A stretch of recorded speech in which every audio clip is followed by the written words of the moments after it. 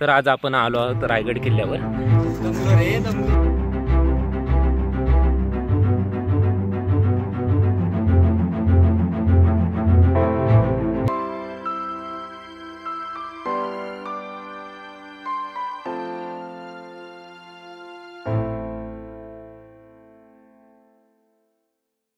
शिवराय मित्रांनो, मी तेजस स्वागत करत आहे आपल्या नवीन यूट्यूब चॅनलवर। तर आज आपण आलो आहोत रायगड किल्ल्यावर। तर रायगड किल्ल्याला जाताना पाचाड गावात आपल्याला जिजाऊ माँसाहेबांची समाधी पाहायला मिळते। तर पहिल्यांदा त्या समाधीचं दर्शन घेऊया, मग पुढे रायगडला जाऊया।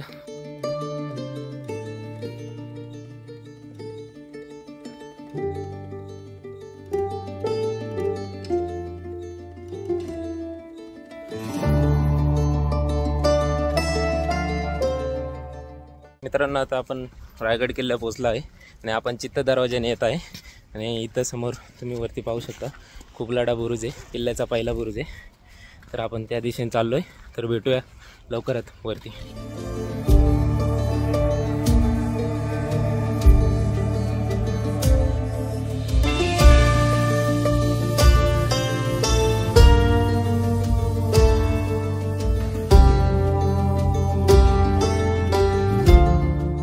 तर मित्रांनो, आपण आता आलो आहे चित्त दरवाजाने वरती आलो आहे। इथं पुढे आल्यानंतर एक स्टॉल लागतो, त्या स्टॉलच्या इथंच इकडून आपल्याला नाणे दरवाजाची वाट दिसते आणि इकडून आपण मागून आलो आहे ते चित्त दरवाजाने।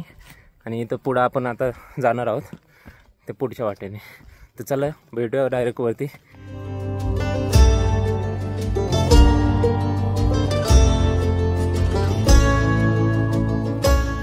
तर मित्रांनो, कधी पण येताना नवीन ट्रेकर सोबत आणत असेल तर काळजीपूर्वक आणा, नाही ते बघा असा हात देऊन आहे ना त्याला आपल्याला वरती वडत न्यावं लागत। अशी हात द्यायची कॅपॅसिटी, भले तो वयाने किती मोठा असू द्या, यावेळेस इथं एक्सपिरियन्सने वय मोठं होतं।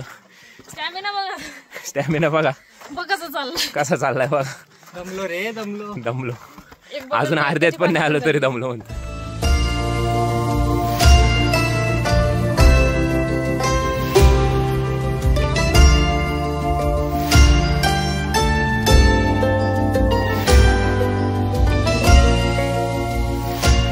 मित्रांनो, किल्ल्याच्या थोडा वरती आल्यावर आपल्याला इथून तटबंदी दिसते। इथून तुम्ही तटबंदी पाहू शकता। आता इथून आपण वरती जाणार आहे, ह्या तटबंदीच्या आतमध्ये किल्ला आहे पूर्ण। तर मित्रांनो, आपण वरती आल्यानंतर इथं आपल्याला हा दरवाजा दिसतो, त्या दरवाजापाशी आपल्याला गेट पास घ्यावं लागतं। 25 रुपये प्रति गेट पास आहे, तो गेट पास घेऊनच आपल्याला प्रवेश आतमध्ये भेटतो। तर भेटूया पुढे आपण, चला।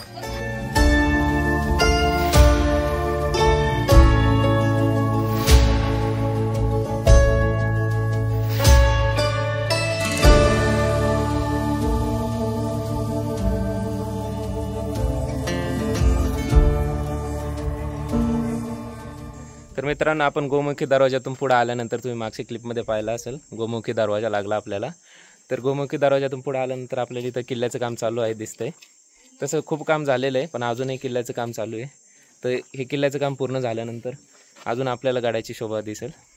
तर भेटूया आपण आता वरती चाललो आहे हत्ती तलावाकडे।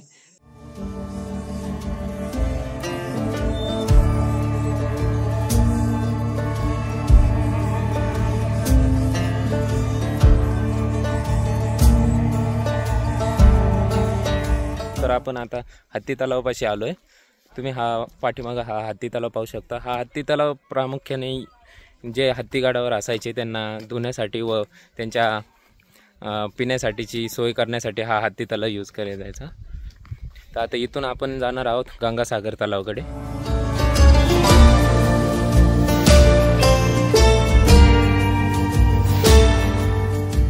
मित्रांनो, आपण आता गंगासागर तलावापाशी पोहोचलो आहे। हा पाठी पाहू शकता तुम्ही गंगासागर तलाव। हा तलावातील असं म्हणण्यात आलं आहे की जेव्हा महाराजांचा राज्याभिषेक होता तेव्हा जे 7 नद्यांचं पाणी आणलं होतं ते नंतर ह्या गंगासागर तलावात टाकण्यात आले। तर आता इथूनच आपल्याला पुढे आहे ना, हा इथे पाठीमागं तुम्ही वरती पाहू शकता विजयस्तंभ आणि मनोरे दिसतील। आता त्या विजयस्तंभ आणि मनोऱ्याक आपण जाऊया।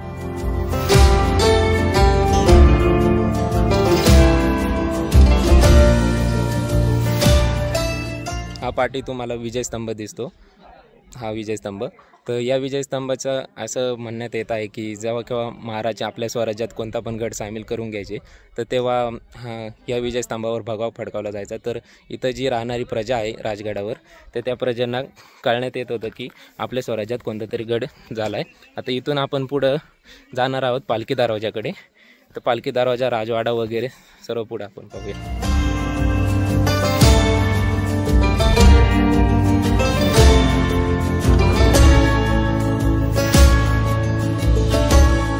तर मित्रांनो, मनोरंजनपासून आपण पुढे आल्यानंतर आपल्याला हा पालखी दरवाजाला भेटतो. या पालखी दरवाजाचं असं कारण आहे की जे राजांच्या ज्या पालख्या असायच्या त्या या दरवाजातून बालेकिल्ल्यात प्रवेश करीत असायच्या. पालखी दरवाजातून पुढे आल्यानंतर आपल्याला इथं राहण्यासाठी 6 महल पाहायला भेटतात. त्याच्याच पुढे आपल्याला दाशांचा सर्वंट क्वार्टर पण पाहायला देखील मिळतो. राणांच्या महलामध्ये आपण प्रवेश केल्यानंतर आपल्याला हे जुन्या काळातील शौचालय देखील पाहायला भेटतात. हे त्या काळात वापरले जाणारे शौचालय आहे. राणांच्या दरबाराच्या इथं पुढेच आपल्याला इथं पाठीमागं मेना दरवाजा पाहायला भेटतो. हा मेना दरवाजा राण्यांच्या प्रवेशासाठी म्हणजे बालेकिल्ल्यात प्रवेश करण्यासाठी वापरला जायचा आणि जो आपला पालखी दरवाजा आहे तो राजांच्या प्रवेशासाठी. तर मंडळी, इथंच बालेकिल्ल्यात आपल्याला अष्टप्रधान जे मंडळ होतं त्यांचे राजवाडे इथं पाठीमागे पाहायला भेटतात. हे अष्टप्रधान मंडळाचे राजवाडे आहेत. अष्टप्रधान मंडळाच्या बाजूलाच आपल्याला हे धान्य कोठार इथे वरती धान्य कोठार पाहायला भेटतं. तर शिवाजी महाराजांच्या काळात याच्यात धान्य साठवत होते, पण जे पेशवाकालीन राजे होते ते याच्यात कैद करायचे. 8 दिवस त्यांना ठेवायचे. 7व्या दिवसापर्यंत त्यांनी त्यांचा गुन्हा कबूल नाही केला तर त्यांना पोत्यात बांधून टकमक टोकावून फेकलं द्यायचं.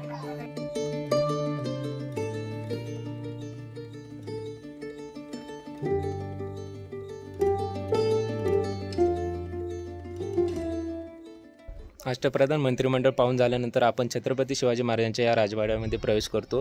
3 एप्रिल 1680 रोजी दुपारच्या 12 वाजता आपल्या राजांनी याच राजवाड्यामध्ये अखेरचा श्वास घेतला.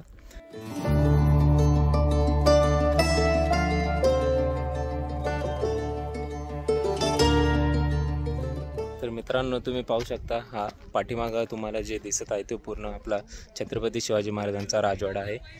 किती आनंदाची गोष्ट आहे की ह्या इथल्या मातीला आपल्या महाराजांच्या पायाचा स्पर्श झाला आहे आणि आज आपण तिथे आहोत. तर खूप भाग्यवंत म्हणतो मी माझा स्वतःला की माझा जन्म हा छत्रपती शिवाजी महाराजांच्या या स्वराज्यात झाला आहे. कारण की हे असे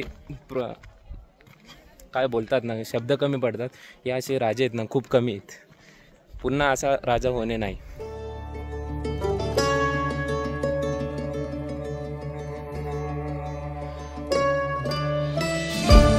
पाठीमागं तुम्ही पाहू शकता हे सचिवालय. पूर्ण हा शिवाजी महाराजांचा कारभार हा इथून चालला जायचा. आत्ता हे राजवाडे पूर्ण काय बोलतात अवशेष, मतलब त्यांचे फक्त आपल्याला अवशेष पाहायला भेटतात. पण आपण इमॅजिन करू शकतो की त्या काळातील हे राजवाडे किती मस्त असतील. म्हणजे त्या काळात हे सागवान वगैरे हे लाकडाचा उपयोग करून हे राजवाडे बनवले जायचे. तर मित्रांनो, आपण आता खलबतखान्यात आहोत. राजवाड्याच्या शेजारीच हा खलबतखाना आहे. तर या खलबतखान्याचं असं म्हणण्यात येत आहे की इथेच बहिर्जी नाईक येऊन सगळी खबर महाराजांना सांगायचे आणि सर्व मोहिमेचे प्लॅन्स इथंच व्हायचे. कारण इथून आवाज हा बाहेर जात नाही.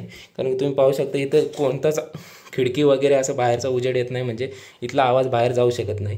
कारण आपण खलबतखाना पाहून आलो आहेत. तर तुम्ही आता माझ्या पाठीमागं पाहू शकता हा नगारखाना आहे, म्हणजे राजदरबाराचं मुख्य द्वार. या नगारखान्यातूनच महाराजांचा राज्याभिषेक जो झाला आहे त्यांची महाराजांची जी एंट्री आहे ती या नगारखान्यामधूनच झाली.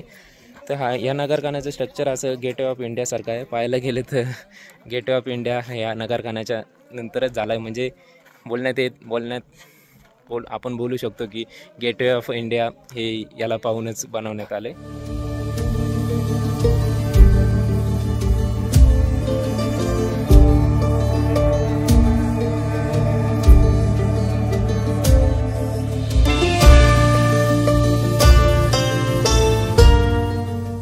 कारखान्याच्या आतमधून आपण प्रवेश केल्यानंतर इथं पाठीमागं पाहू शकतो राजांचं स्मारक आहे.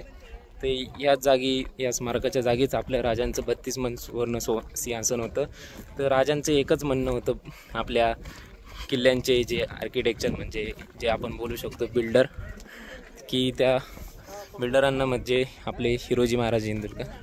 तर त्यांना महाराजांनी एकच अट घातली की माझं सिंहासन ह्या जागी बनवा की मला राजगड दिसला पाहिजे. कारण की राजगड ही स्वराज्याची पहिली राजधानी होती आणि ही रायगड ही दुसरी राजधानी आहे. हा रायगड किल्ला प्रामुख्याने म्हणजे पाण्यात आला तर सर्वात आधी शिर्के घराण्याचा होता. नंतर शिर्के घराण्याकडून जिंकल्यानंतर हा रायगडाची बांधणी केली. या बांधणीचं काम हे हिरोजी महाराज इंदुरकर आणि त्यांच्यासोबत अजून एक होते. मित्रांनो, नगरखान्यातून बाहेर आल्यानंतरच आपल्याला इथं एक स्मारक पाहायला भेटतं, छत्रपती शिवाजी महाराज स्मारक. हे स्मारक इंदिरा गांधींच्या काळात 1975 साली बांधण्यात आलं आहे आणि या स्मारकाच्या पुढेच हा पूर्ण जो मैदान आहे याला होळीचा माळा असं म्हणतात. कारण की इथं जी होळी असायची ती इथं पेटवली जायची शिवाजी महाराजांच्या काळात. आणि म्हणण्यात येत आहे की या पेटत्या होळीतून जो मावळा किंवा जे सरदार जे कोणी काय असेल ते हे पेटत्या होळीतून जो नारळ बाहेर काढेल तर त्यांना महाराज आपल्या हातातील कडे स्वतः आपल्या हाताने द्यायचे.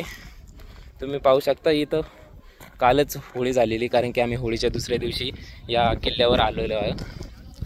इथं खाली पाहू शकता इथं होळी झालेली आहे. होळीच्या माळाच्या पुढेच आपल्याला ही बाजारपेठ पाहायला भेटते. इथं पाठीमागं तुम्ही पाहू शकता ही बाजारपेठ आहे. दोन्ही साईडला 22 दुकाने आहेत, म्हणजे एकूण 44 दुकाने आहेत.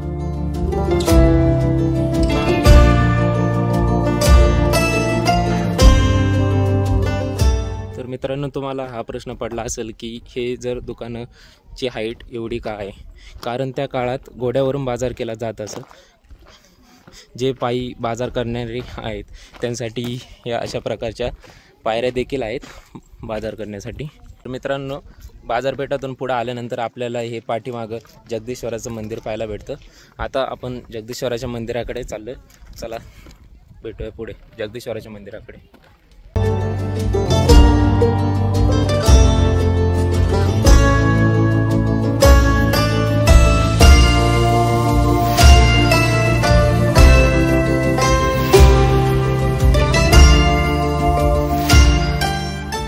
मित्रांनो, आता आपण जगदीश्वर मंदिराच्या आतमध्ये आलो.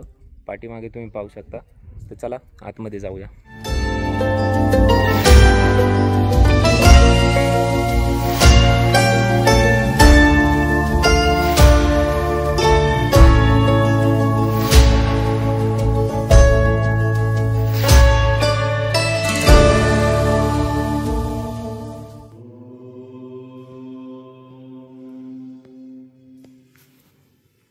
तर मित्रांनो, जगदीश्वर मंदिराचं दर्शन घेतल्यानंतर आपल्याला इथं समोरच महाराजांची समाधी पाहायला भेटते.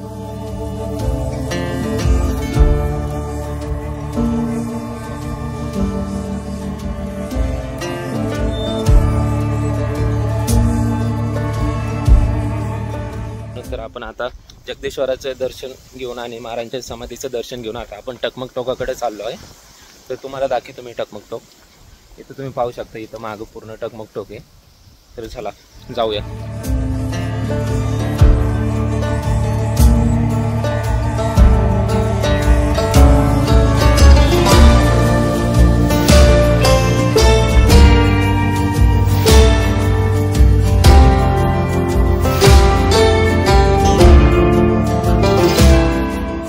तर आजचा हा सफर आपला इथपर्यंतच होता. व्हिडिओ आवडल्यास लाईक करा, शेअर करा आणि नवनवीन असे व्हिडिओ पाहण्यासाठी सबस्क्राईब करा. जय शिवराय, जय शंभूराजे.